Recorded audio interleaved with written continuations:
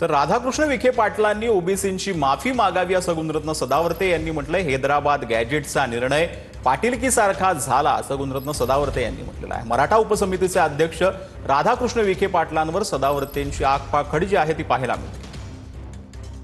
श्री राधाकृष्ण विखे पाटील जे त्यांचे पुढारी मोरके झाले होते त्यांनी माफी मागावी संबंध ओबीसी समाजाची।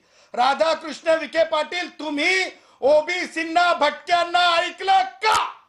ऐकलं का? तुम्ही मंत्री सुद्धा तुम्हाला नैसर्गिक न्याय कळत नाही का? की केवळ टेकन टू बी ग्रँटेड तुम्ही समजलं?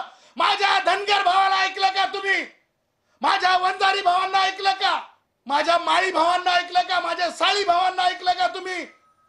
तुम्ही न ऐकता केलेली कारवाई मला कोणत्या समाजाला हिनवायचं नाही, परंतु कालचा निर्णय पाटीलकी सारखा झाला। जुन्या काळातील प्री इंडिपेंडन्स संविधान अस्तित्वात येण्याच्या आधीच्या काळातील झाला, पाटीलकी सारखा झाला। पाटील